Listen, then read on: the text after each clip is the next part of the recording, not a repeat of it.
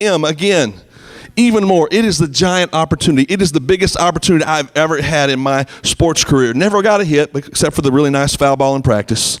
I got hit in the head. It put me on first base. Somehow I got to third base, and here I am standing just a few feet. I don't even know how many feet it is to home plate. But here I am standing, and I'm looking, and I did remember to take a lead off. And not only was the moment so great, I could hear the music. Y'all ever seen like movies when the music is playing? I could hear this music. And I was in La La Land. And I was going, and I would love to tell you that it was 2 outs and the game was tied. I couldn't tell you any of that because all I was thinking about was me. And I'm standing there, and I'm just going, wow, this is my moment. This is my opportunity. I'm going from being booed to I might be cheered, and even my parents might acknowledge me. And I was just I'm so overwhelmed with the moment. And the next thing I know, I'm standing there, and I feel this. I was like, what? Coach says, Danny, come here. I was so caught up in the moment, I didn't see the pitcher throw the ball to the third baseman. I got tagged out, and the teams were already walking off the field, and I was never aware of it the whole time.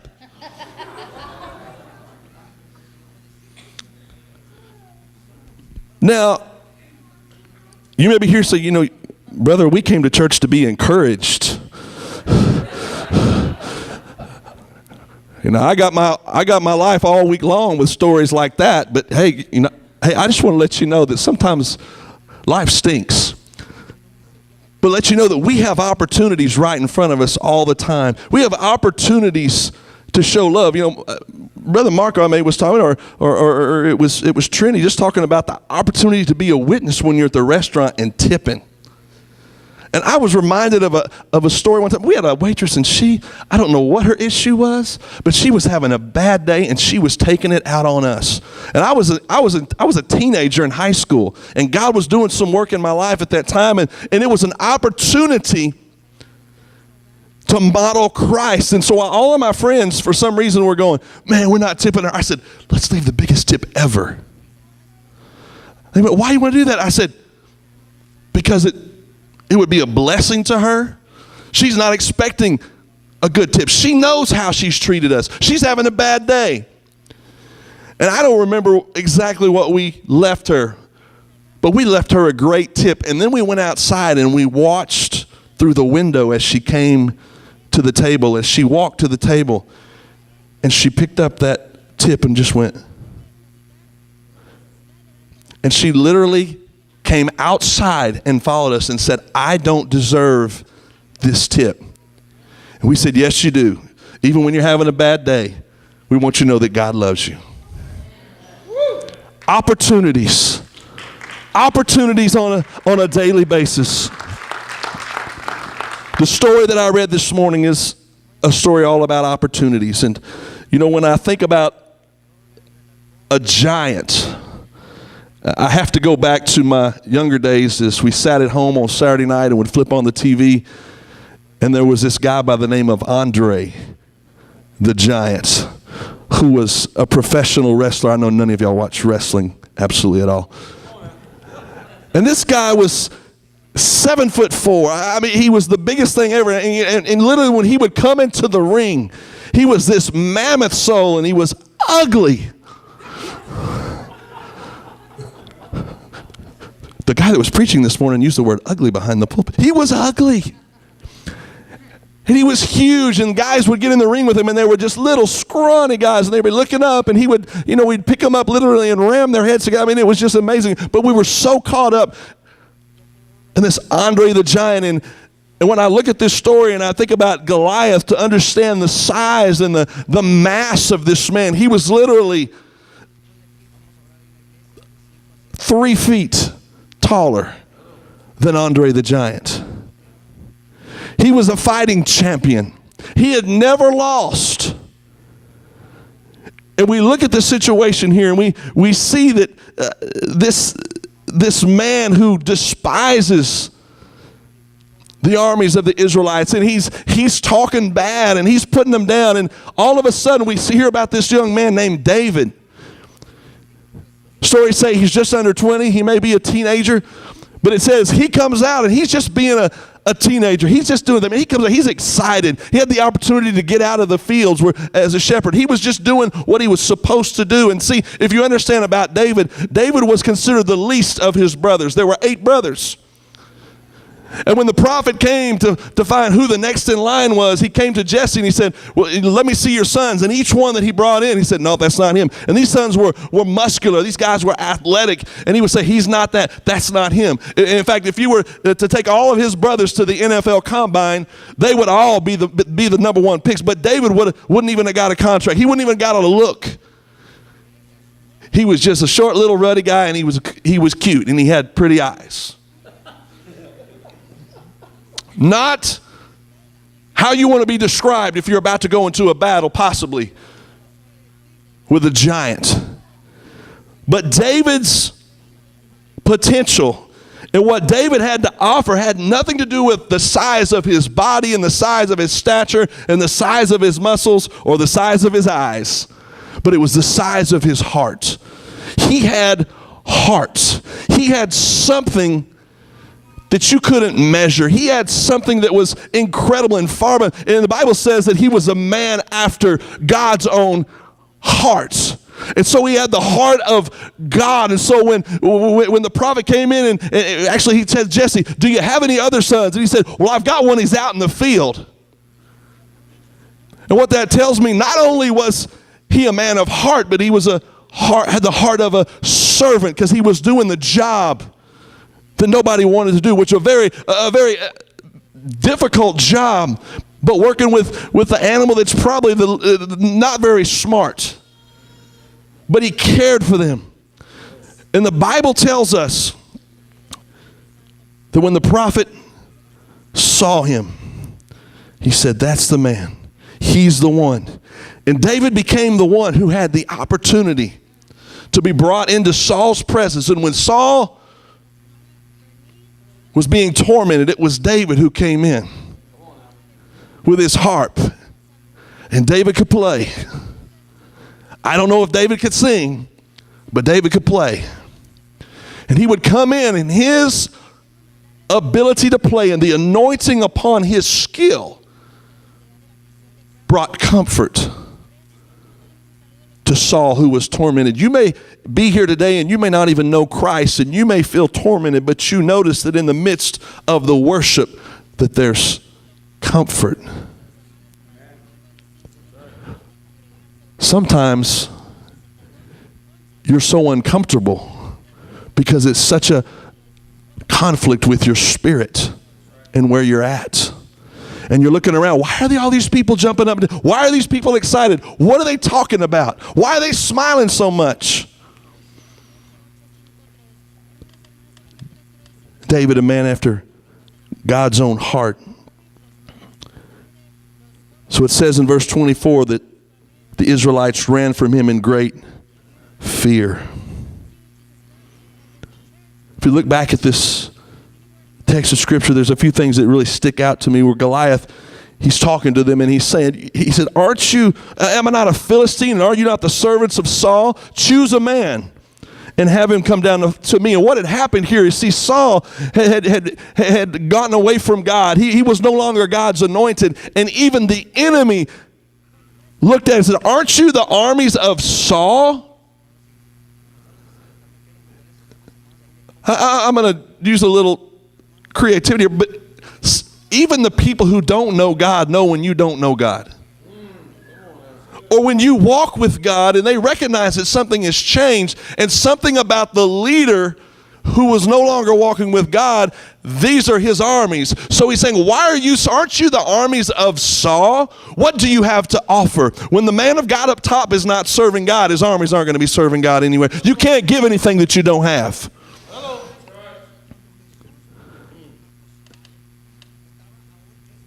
Basically he said, your leader's a coward and so are you. Nobody likes to be called a coward. In verse 11, it says, upon hearing the Philistine words, Saul and all the Israelites were dismayed and terrified, because their trust in their king had become greater than the trust in their God.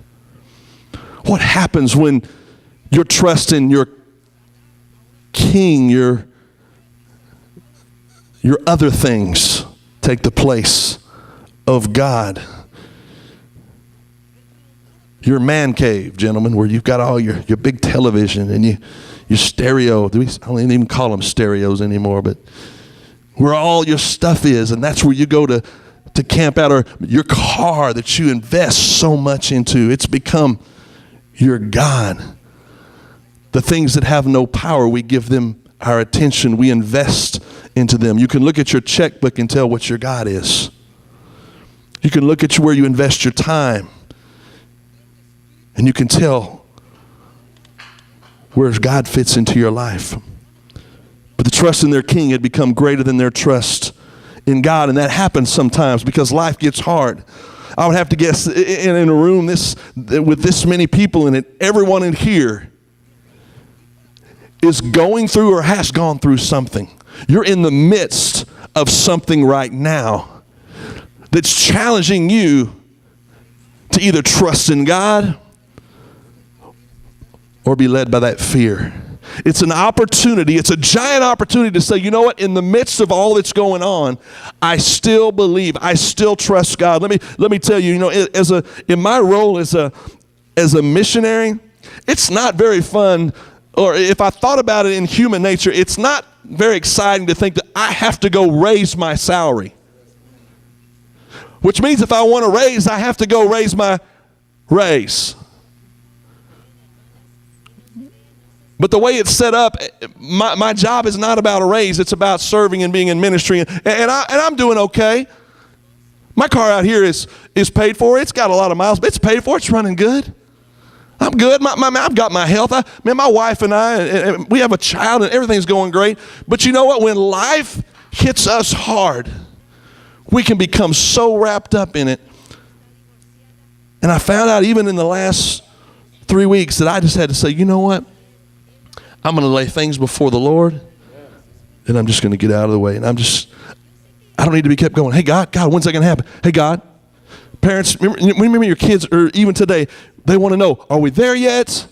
When are we going to eat? What are we having? When's dinner going to be ready? Where are we going this week? Are we going bowling? Are we going to church?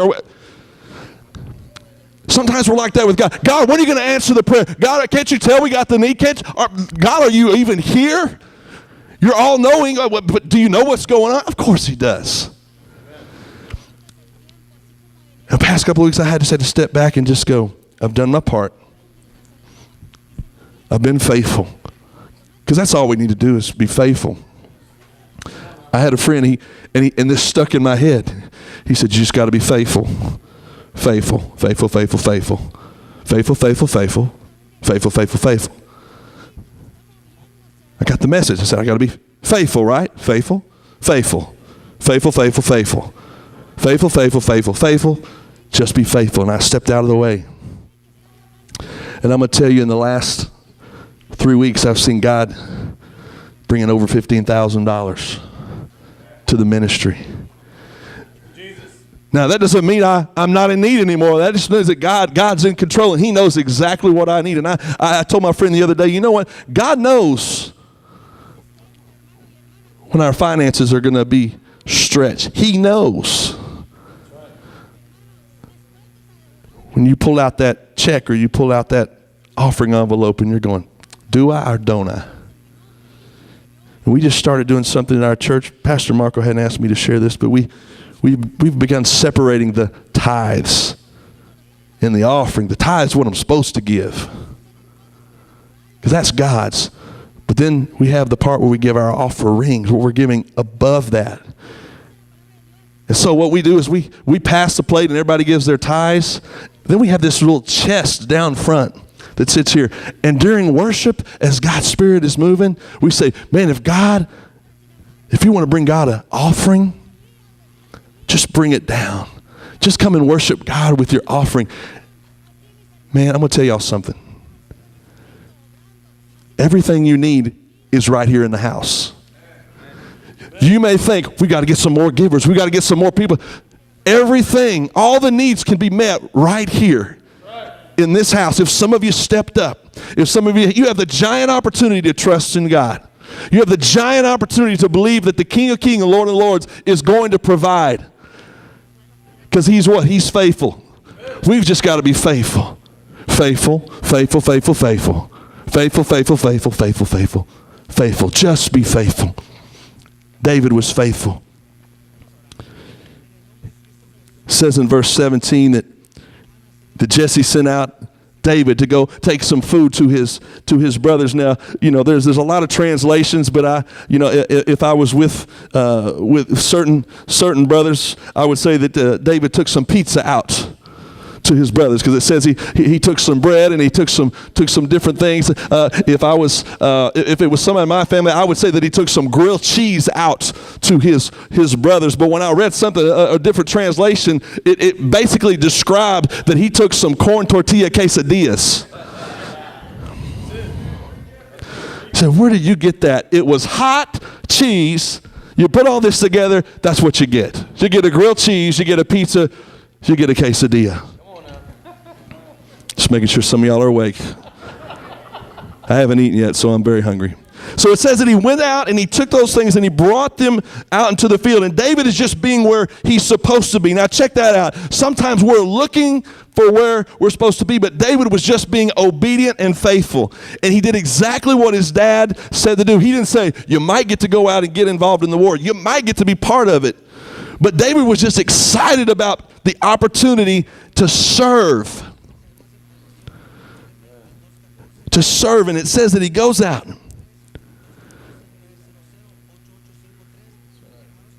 Just being in the right place.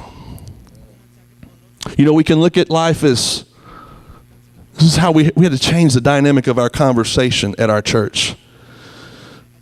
We get a phone call from our staff. Hey, we got a problem. Whoa, we're not saying problem. We have a opportunity. Everybody say opportunity. Because we talk about all that, we got a problem. Oh man, we start saying, hey, we have an opportunity to get creative with the funds that we have. We have the opportunity to trust God even when we look at the numbers and the numbers don't look right.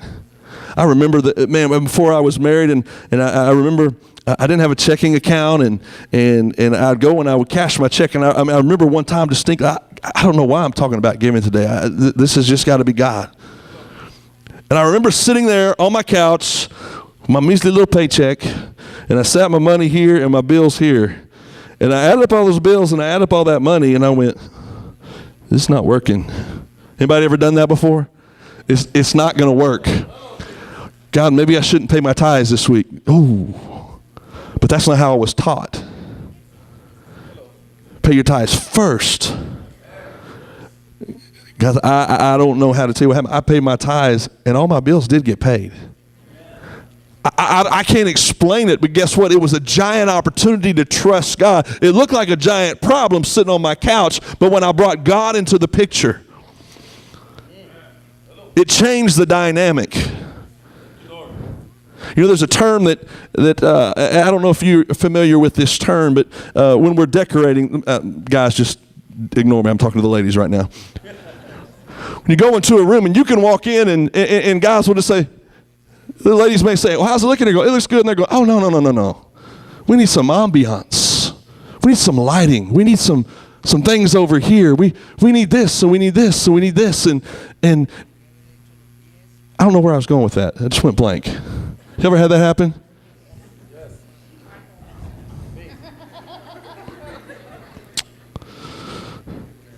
I hate it when that happens. That's why I told you men, just ignore what I'm saying.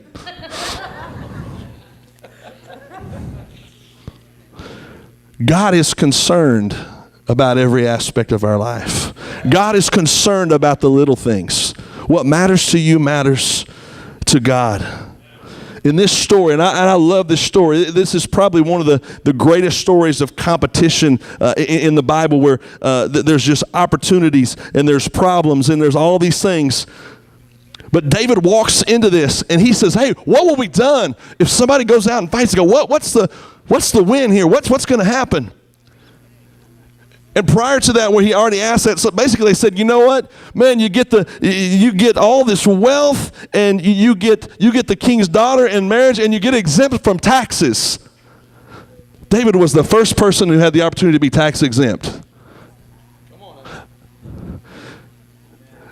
Now, most people got excited about all the other things, but I think I would have said, no taxes? Are you kidding me? Are you serious? Are you for real? Or as the kids say, are you for reals? So it says, if he does this, if this happens, if you go and defeat the giant, this is what you get. And so David kind of sat back, like, oh. But it wasn't the prize that got David's attention. It was the situation that the people of God were no longer the people of God. And they were allowing someone to come up against the people of God. And David said, don't we have a cause? Isn't there a cause to stand for? Doesn't it bother you that he's despising our God? Doesn't it despise you that he's talking down to us, that he's calling us God? Doesn't that bother you? Man, wouldn't it bother you if someone came up to you and told you you were a punk and told you you were sorry and you were a loser, and then, come on, bring it on, what you got?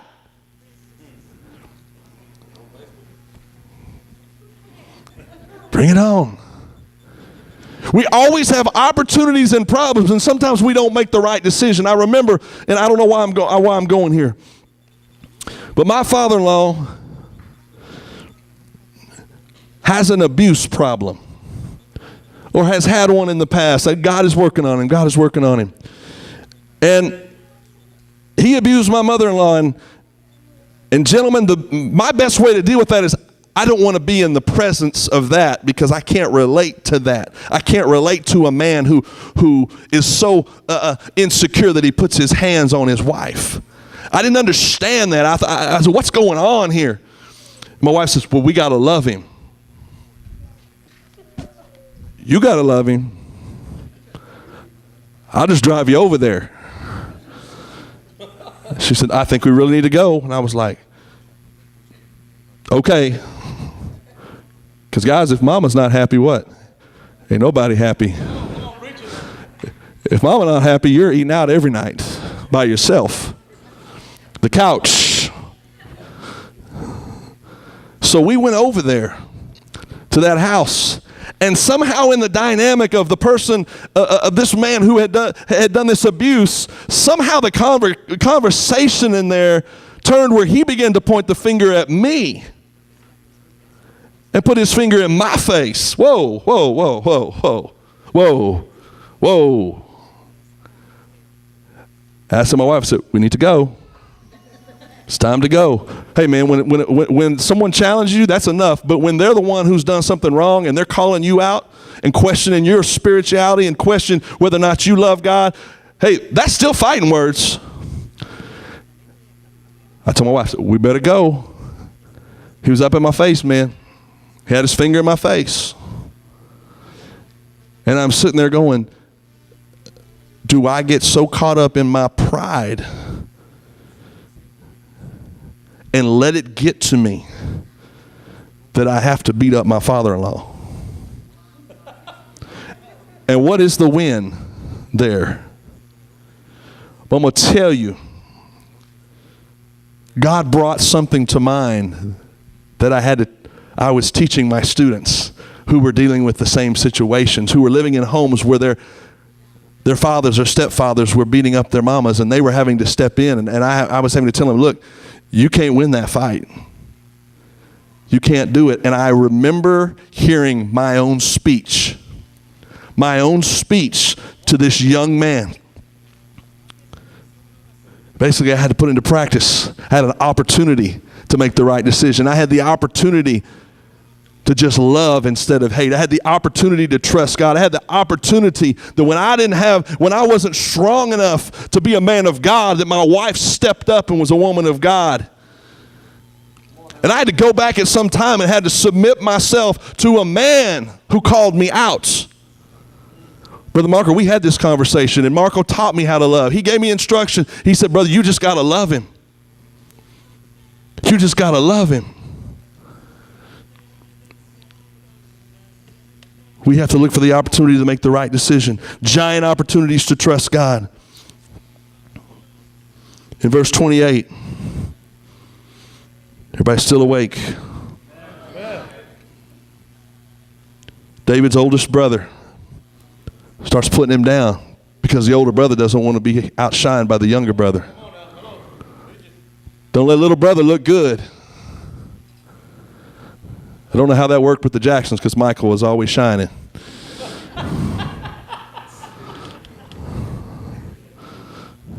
It just came from somewhere. But here's what his brother said. He says, why did you even come down here? With whom did you leave the few sheep in the desert? I know how conceited you are and how wicked your heart is. You came down only to watch the battle. Here is the person who was too afraid to fight, who was throwing out the accusations, who was putting David down, saying all these things, and basically here it is. Man, you're someone who hadn't even committed to the cause. You're not even committed to the cause, but you're putting someone down who is committed to the cause. I don't know if y'all ever keep up with history and world wars and different things, but they had a pilot that they called a kamikaze pilot. And the kamikaze pilot, when they ran out of ammunition, they would simply fly their planes into the enemy aircraft or into the ships and different things because they believed that they would come back again. And a kamikaze pilot was being interviewed. And he said, I've flown over 49 missions as a kamikaze pilot. And the reporter said, whoa, wait a second, dog. Wait a second. You've flown 49 missions as a kamikaze pilot? He goes, yes. And he starts to say, but brother, you should be dead. He says, hold on. He said, I wasn't committed. I was just involved. I wasn't committed. I was just involved. Anybody like to eat breakfast? I love to eat breakfast. I could eat breakfast, for lunch, and for dinner, and then late night I could go to Taco Cabana or go to Whataburger and get something else for breakfast. I love breakfast, and one day, I don't know what, it must have been God, but I was looking at my breakfast. You say, bro, why you look at breakfast? I just eat my breakfast. I was looking at my breakfast, and I was looking at my eggs, and I thought, wow, the chicken laid those eggs, and looking at my eggs or looking at my sausage and my bacon, I said, wow, a pig, man, those came from the pig. The chicken was involved because he laid those eggs and went about his business, but the pig was committed to the cause because he gave his life.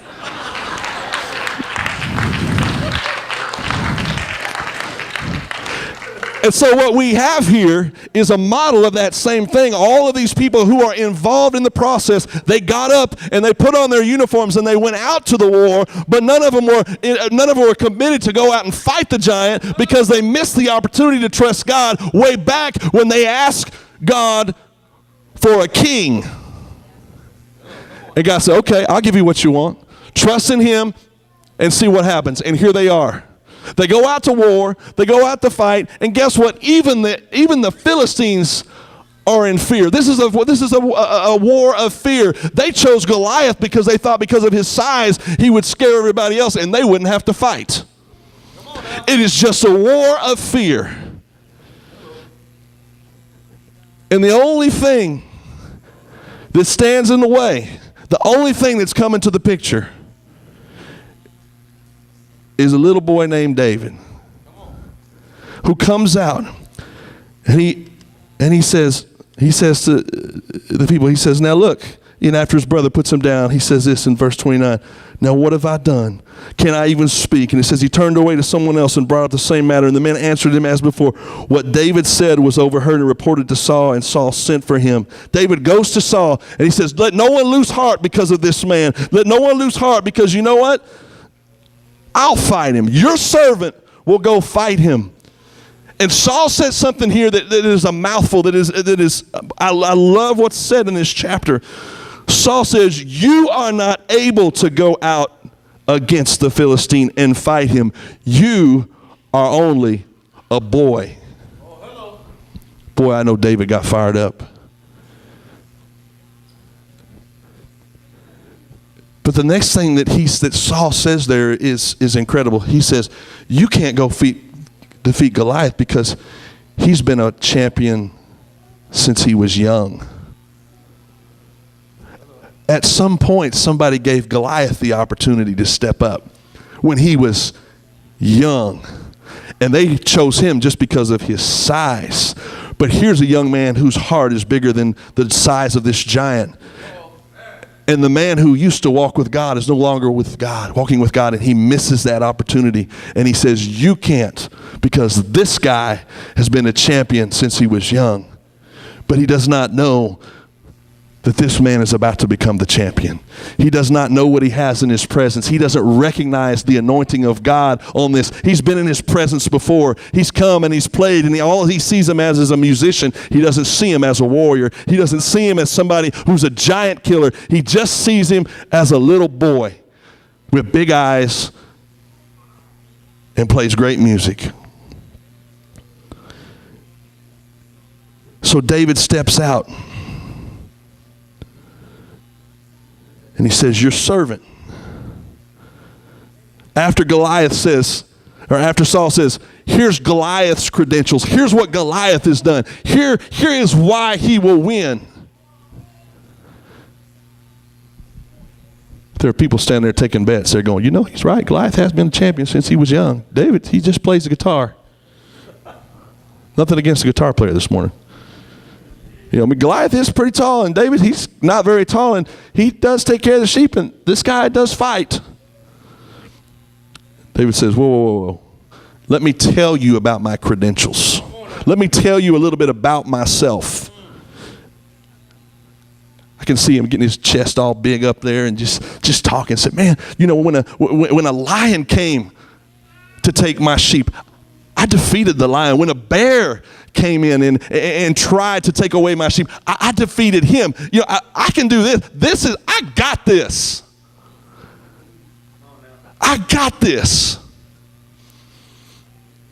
I would have to, just trying to picture this as a young man. David said, come on, Saul, you know who I am. You've been in my presence before. Where's the love? Where's the trust? And then he says this, the Lord who delivered me from the paw of the lion and the paw of the bear will deliver me from the hand of this Philistine. And then Saul says, all right, go ahead and go. And then what Saul tries to do, remember Saul's a coward. He's turned away from God. He's failed. He's lost touch. And he tells this little bitty guy to put on the armor of someone much bigger. Understand this, whenever God gives you a giant opportunity, you will always have everybody who will try to tell you how to do it. Even people who know God. Oh, hello. My wife and I, for years, were trying to have children. For years and years and years and years. And the people that said the most hurtful and way off things were the Christians. Oh, brother, this is your year. This is the year. Y'all are going to have it this year. This is the year.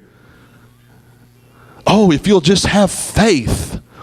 What do you think we...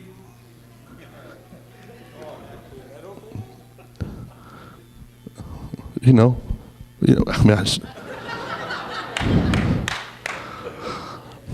and we went through that, man, and we just had to sit back and just notice how disconnected people are. When people are not as connected sometimes as they think when it comes to sensitive issues like that. God performed a miracle for us, and we have a beautiful 4-year-old daughter who just loves God and fights to pray. I'm praying. I want to pray. But people will try to tell you. I can guarantee you Pastor Marco has had everybody in the world give him advice about the church. Now, there's some that he listens to, and there's some he just does this and goes, I'm not listening to anything this person is saying.